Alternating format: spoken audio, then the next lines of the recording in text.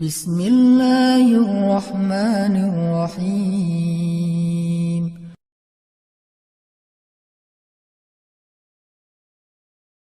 Wa idza sa'alaka ibadi anni, kalau hambaku bertanya kepadamu, di mana Allah? Saya pengen curhat. Wa idza sa'alaka ibadi anni fa inni qarib. Aku dekat. Artinya ketika kita pengen curhat, Allah mendatangi kita. Kadang-kadang kita gak pengen curhat aja, Allah mendatangi kita karena pengen dicurhatin. Kan baik banget Allah tuh. Padahal kan yang butuh kita ke Allah, bukan Allah butuh kita. Tapi karena saking pemurahnya Allah, dari arasnya turun ke langit dunia. Setelah turun ke langit dunia, Allah bertanya, hal min dhi hajah, ada enggak hamba-hambaku yang butuh pertolongan? Allah manggil-manggil kita tuh di langit dunia tuh. Allah manggil-manggil kita, kita tidur. Ilfil enggak Allah? Besok datang lagi. Hal min dhi hajah, ada enggak hamba-hambaku yang butuh pertolongan? Masih tidur. Ilfil enggak, besok datang lagi. Dan itu berlaku dari sejak Allah menciptakan manusia sampai hari kiamat. Gak pernah Allah ilfil sama kita. Inilah tempat curhat yang paling baik. Hanya ada dua, satu kepada Allah, kedua kepada pasangan. Kalau tidak ada pasangan, bolehlah sesekali kepada orang tua. Tapi kadang-kadang harus dibatasi juga. Karena ada hal-hal yang kalau kita sampaikan kepada orang tua, pasangan kita gak ridho. Ketika kita ngomongin ke ibu kita, mungkin pasangan kita menjadi malu karenanya. Masalah nafkah mungkin. Kan itu harga diri suami banget ya. Kalau seorang istri kemudian curhat ke ibunya, ya AA ngasihnya kurang terus setiap bulan. Kan dia jadi malu nih. Ada hal-hal yang suaminya akan malu dan gak rela. Terus kepada siapa yang insya Allah suami kita gak malu? Kepada Allah.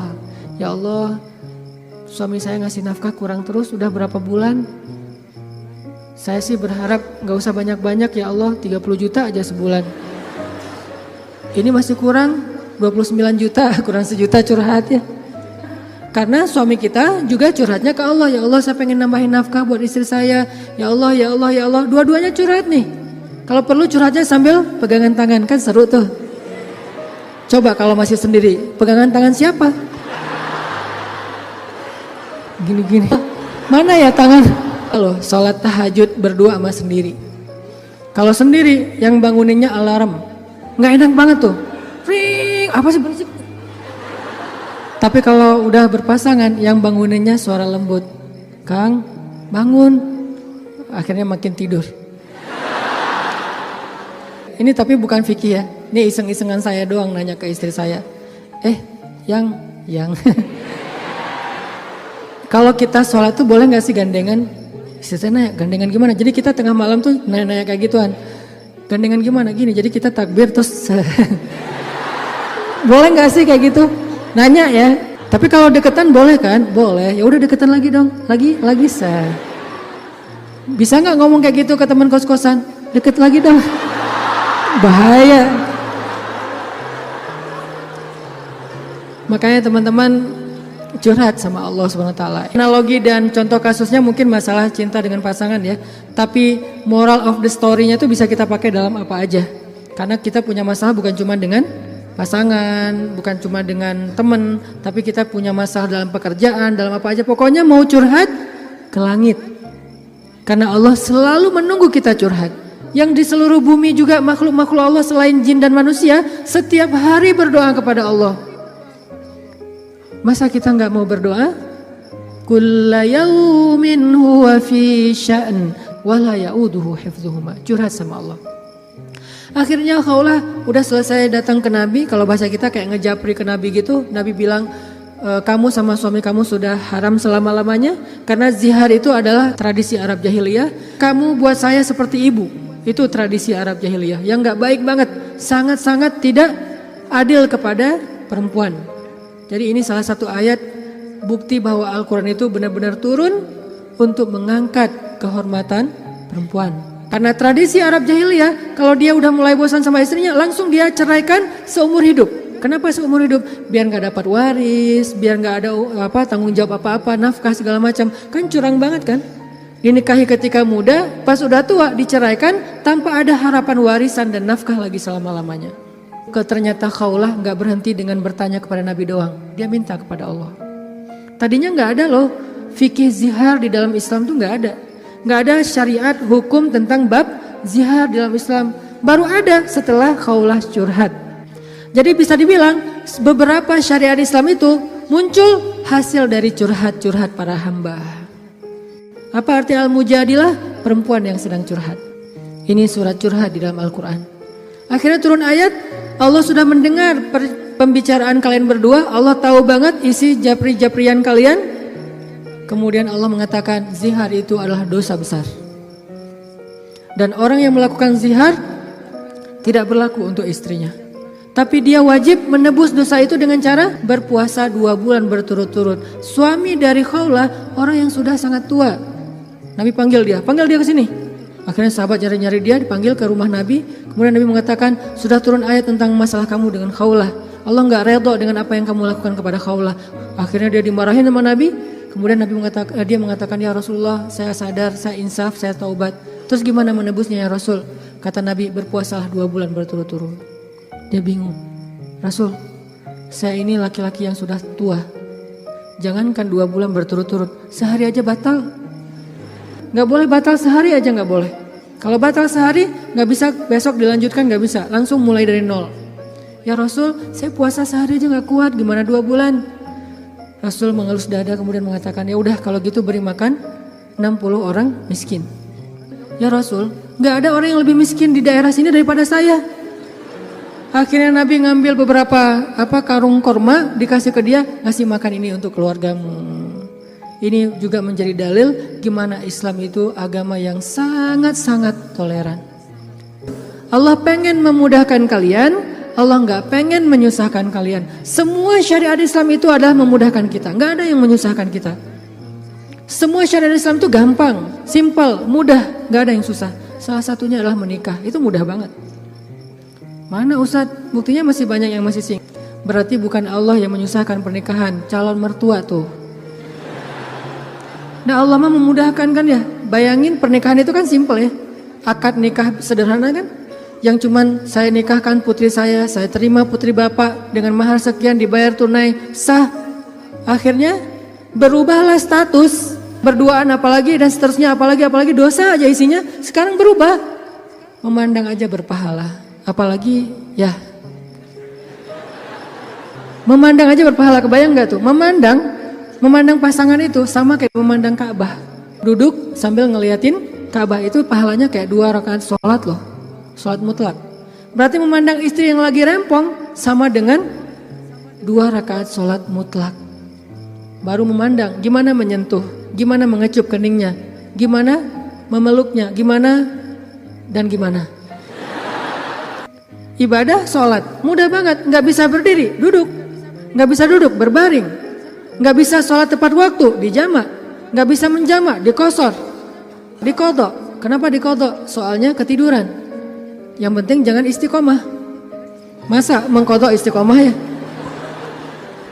Jam 9 pagi, sholat apa itu? Kodok subuh. Sekalian dijamak dengan duha. Istiqomah udah setahun kayak gitu. Nah ini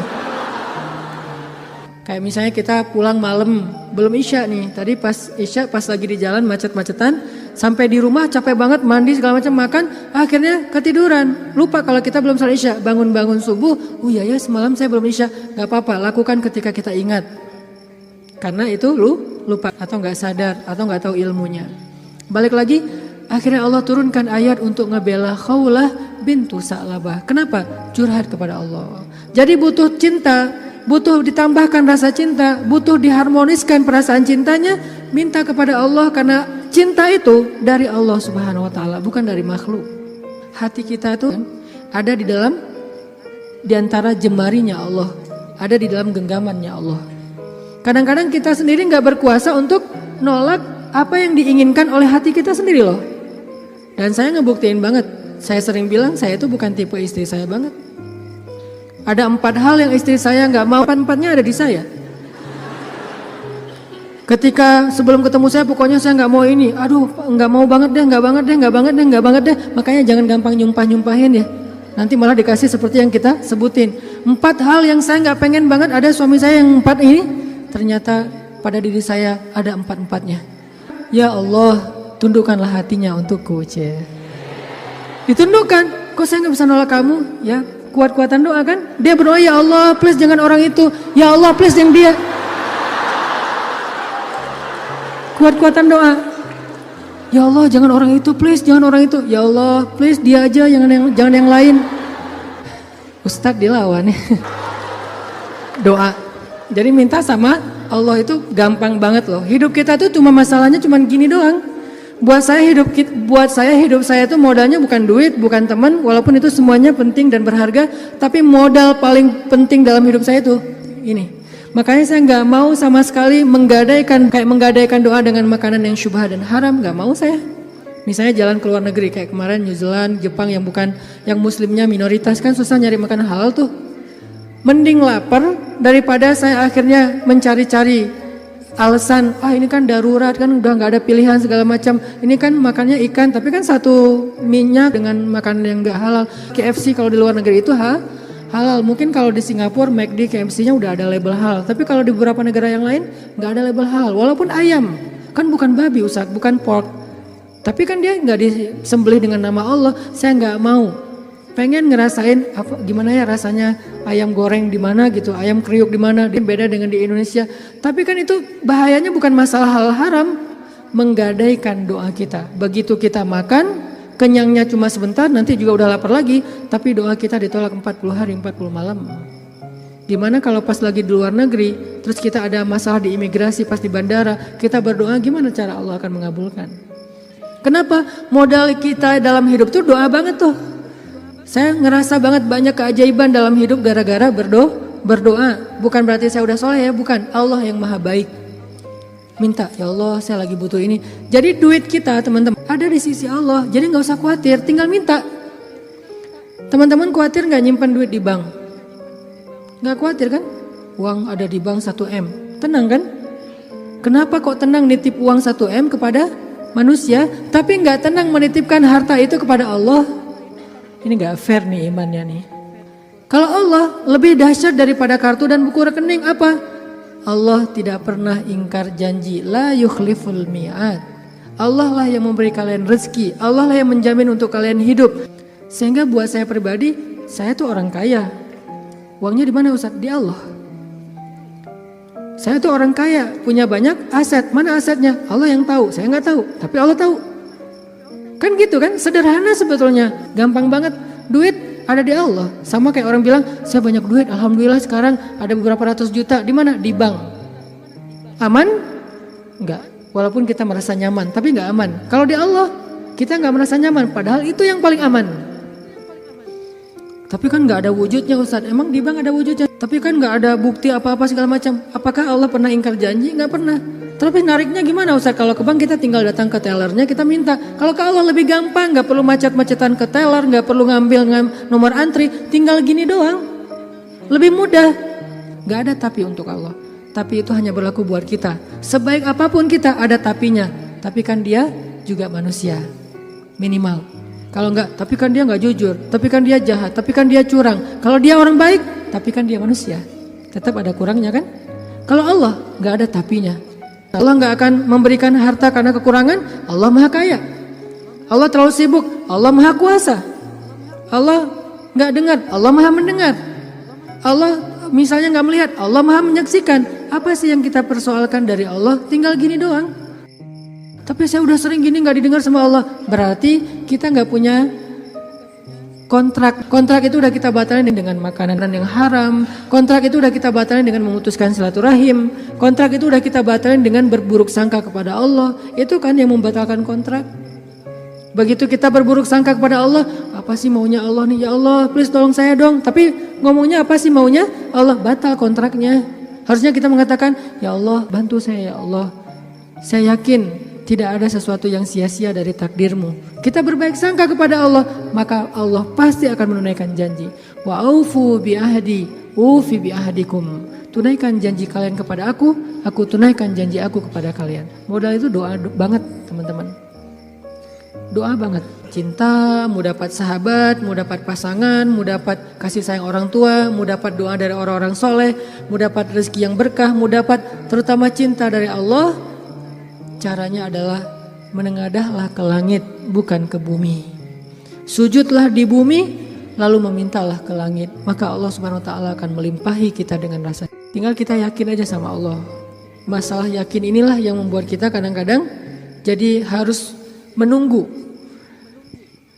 keajaiban dari Allah, tergantung tingkat keraguan. Makin besar ragu kita, makin lama kita menunggu datangnya pertolongan Allah. Makin kuat keyakinan kita, makin cepat datangnya pertolongan Allah. Orangnya soleh banget, imannya pasti kuat tuh, tapi dia belum ditolong aja sama Allah. Nah, berarti kita belum paham cara Allah menolong kita. Allah nolong kita itu dengan dua cara, teman-teman. Pertama, pertolongan UGD. Apa yang dilakukan Allah? Allah akan menolong hati kita terlebih dahulu. Bukan masalah kita diangkat, hatinya yang dikuatkan. Itu pertolongan Allah. Tapi diuji oleh Allah dengan sakit, dengan kemiskinan. Kok Allah gak mendengar doa dia? Enggak, Allah mendengar doa dia. Terus apa bukti pertolongan Allah? Allah gak langsung ngasih dia duit, sembuh dan segala macam. Bukan, Allah kuatkan hatinya. Sehingga kita gak habis pikir, kok dia bisa bertahan ya dengan kondisi kayak gitu. Kok dia tetap bisa bahagia ya dengan keluarganya dalam kondisi kayak gitu. Ibu di rumah teduh sahabat Iin itu, ibu ini pasien kanker apa gitu. Beliau udah parah banget dan dirawat sendiri di rumah sakit, gak ada yang jagain. Kenapa? Karena suaminya lumpuh. Kebayang gak tuh ujian rumah tangga? Anaknya masih kecil-kecil, salah satu anaknya tuh SMA ngurus ayahnya. Sementara suaminya lumpuh udah gak bisa ngapa-ngapain, maaf. Buang air kecil air besar di tempat tidur, semuanya di tempat tidur, nggak berdaya. Istrinya kanker stadium lanjut, dirawat di rumah sakit Hasan Sadikin, tapi nggak dapat kamar sehingga harus bolak-balik. Kalau bolak-balik ke rumah jauh, akhirnya tinggal di rumah teduh. Cuman yang pertanyaan istri saya agak heran, udah berapa lama suaminya lumpuh? Udah 3 tahun. Istri saya ngelihat anaknya baru 1 tahun. Loh, anaknya baru 1 tahun ya? Iya. Suami udah lumpuh 3 tahun. Terus gimana caranya? Maksudnya masih bisa dikasih keturunan, yang penting jangan dibayangin aja. Gak boleh ngebayangin. Kita hanya ngebahas hikmah. Kok bisa ya? Masya Allah luar biasa ya. Allah masih tetap ngasih kebahagiaan kepada mereka. Anak bayi sebagai hiburan buat mereka. Kalau suaminya lagi kangen anaknya dibawa ke rumah. Kalau istrinya lagi kangen dibawa ke rumah sakit. Ganti-gantian, penyejuk hati mereka. Allah pengen menguatkan hati mereka dengan sakitnya lewat seorang bayi. Itu cara Allah menolong kita, teman-teman, sebelum diangkat masalah kita.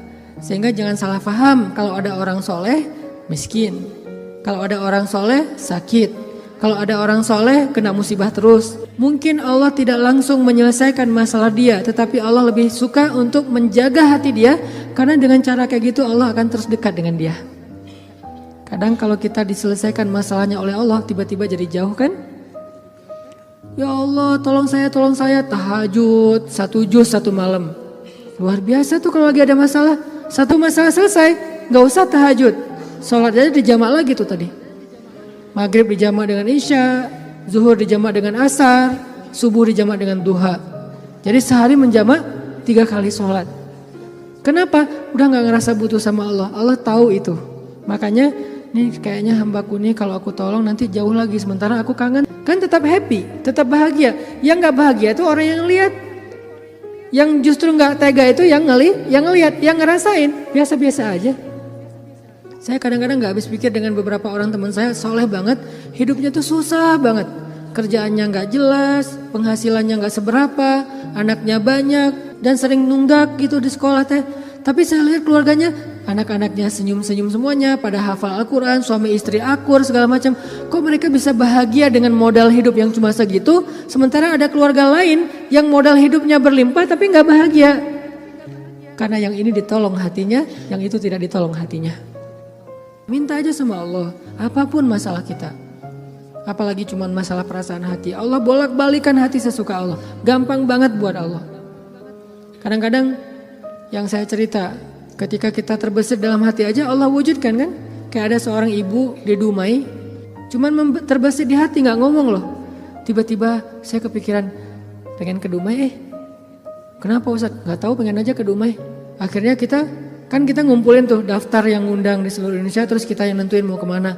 Ke Dumai Akhirnya nentuin beli tiket ke Dumai, walaupun sebetulnya jadwalnya tuh rush banget loh. Jadi jadwalnya tuh sangat padat, tapi bela-belain ke Dumai. Kenapa? Allah yang menuntun hati saya, menggerakkan hati saya untuk datang ke Dumai.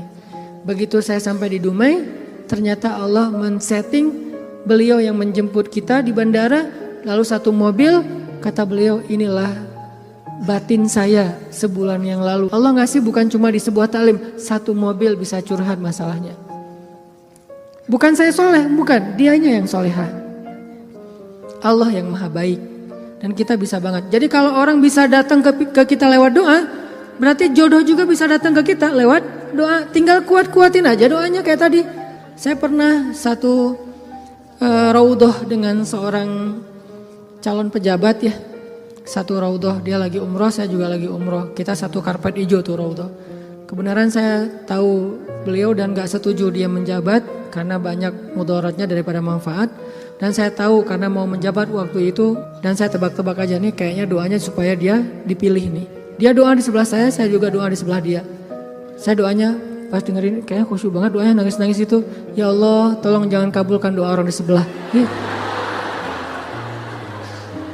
Karena mudaratnya lebih banyak, saya nggak rela banget dia yang berkuasa karena bahaya banget. Jelas doa itu yang paling luar biasa. Sama kayak kita menjalani hidup, ada masalah dikit tinggal gini kan. Sama kayak kita ada asuransi, ada masalah dikit tinggal klaim. Cuman ngeklaim asuransi kan lama nih. Kita harus bayar 200.000 dulu, kita harus ada prosesnya dulu. Kalau ke Allah, kenapa kita ngeluh? Kok lama banget ya Allah, kok lama banget? Enggak, kalau kita yakin akad kita dengan Allah di sini. Makin kuat di sini, makin cepat Allah menolong kita. Dan itu ajaib banget. Saya nolak kalau misalnya Allah mau mendatangkan sesuatu dalam hidup saya, gimana pun ditolak tetap akan datang. Tetap akan ketemu. Alam yajidka yatiman fa'awa wa wajadaka dhallan fahada wa wajadaka ailan fa'aghna. Itu yang jadi modal kita. Bukankah dulu kita pernah ngalamin masa-masa sendiri kemudian Allah beri kita keluarga? Masa-masa ketika kita bingung Allah beri kita petunjuk. Fa'ammal yatima fala taqhar wa ammas sa'ila fala tanhar wa amma bi ni'mati rabbika fahaddis. Apa maksud wa amma bi ni'mati rabbika fahaddis? Nikmat Tuhanmu itu dibicarakan. Maksudnya apa? Untuk membuat kita makin yakin sama Allah. Ya, dulu kan Allah pernah nolong kita. Dulu kita pernah lapar, Allah yang beri kita makan. Dulu kita pernah bingung di sebuah kota mau kemana, Allah kasih kita tempat tinggal. Dulu kita pernah bingung sendiri, Allah kesepian sendiri, Allah kasih kita keluarga. Itu yang dibahas untuk tajdidul iman, memperkuat iman kita kepada Allah Subhanahu wa taala. Jadi kesimpulannya teman-teman, bahwa kita butuh apa aja mintalah sama Allah, termasuk cinta. Jangan begging kepada manusia, karena itu akan menjatuhkan harga diri kita. Kalau mau begging, mengemislah kepada Allah Subhanahu wa taala. Makin kita mengemis kepada Allah, makin Allah angkat derajat kita. Makin mengemis, makin mulia. Kalau ke manusia, makin mengemis, makin hina. Mudah-mudahan ini menjadi booster buat kita, bukan hanya dalam masalah pernikahan, tapi juga dalam semua masalah hidup kita. Dan la tahzan, innallaha ma'ana. Gak usah khawatir, jangan sedih, jangan putus asa. Allah itu selalu bersama kita. Kenapa kita tidak mengandalkan ini?